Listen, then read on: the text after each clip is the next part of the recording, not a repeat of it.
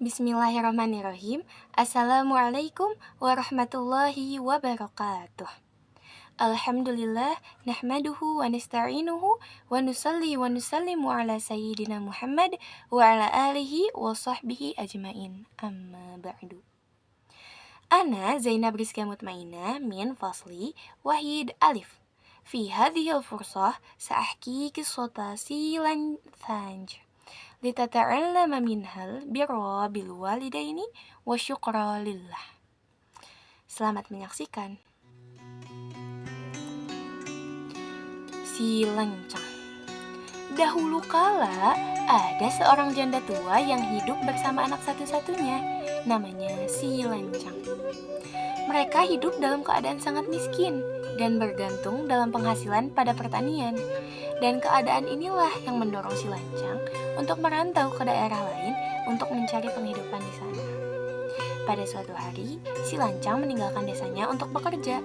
Si Lancang mengerahkan segala upayanya sehingga dia menjadi orang kaya. Dan beberapa tahun kemudian, dia memiliki beberapa puluh kapal dagang. Tetapi sangat disayangkan, si Lancang lupa dengan ibunya yang tua dan miskin di desa. Apalagi ketika dia kembali ke desanya, dia tidak peduli dan tidak mengakui ibunya yang menyambutnya dengan gembira.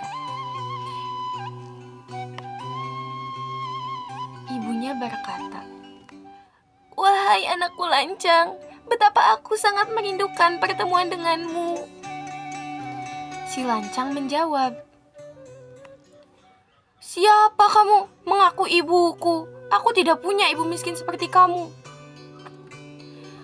Setelah ibunya mendengar ucapan anaknya, dia langsung pergi dari tempat itu dan dia merasa sangat sakit hati atas perkataan anaknya yang tidak mengenalinya dan menghina kondisinya yang miskin.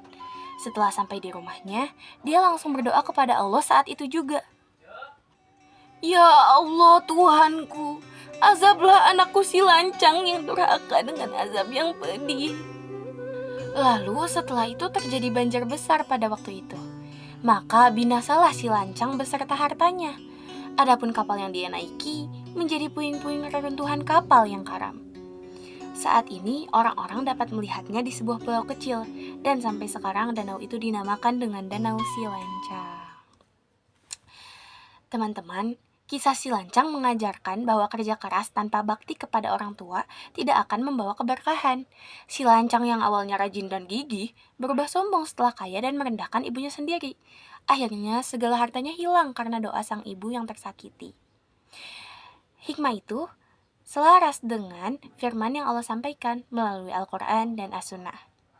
Yang pertama, berbakti kepada orang tua adalah perintah langsung dari Allah.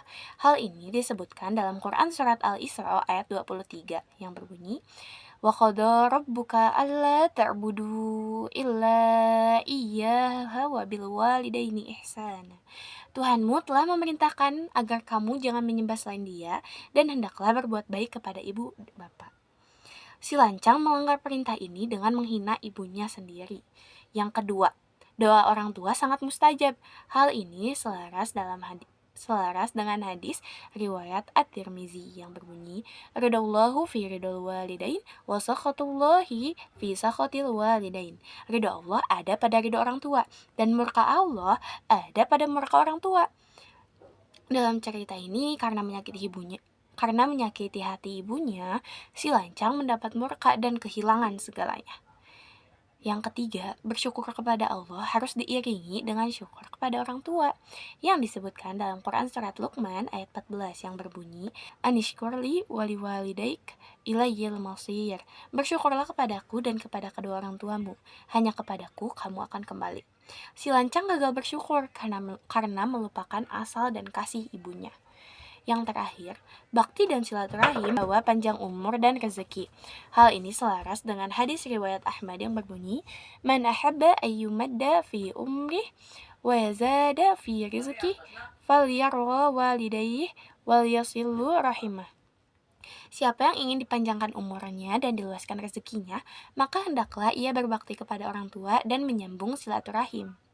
Dalam cerita ini, si Lancang gagal menjaga kasih dengan ibunya, sehingga hidupnya justru hancur. Maka dari itu, melalui kisah ini, mari kita jadikan sebagai cermin diri. Mari kita bahagiakan orang tua selagi mereka masih ada. Mari lembutkan ucapan kita kepada mereka, dan mari jadikan ridho mereka sebagai jalan menuju ridho Allah. Wa min qissati Thilan Thanj nata'allamu anna ta'atal walidaini sababul barakah wa isyanahuma sababul halak. Falanakun abna'an bariin natlubu ridallah biridha walidain. Wa sallallahu ala sayyidina Muhammad wa ala alihi wa sahbihi ajmain. Ilal liqa, wassalamu alaikum warahmatullahi wabarakatuh.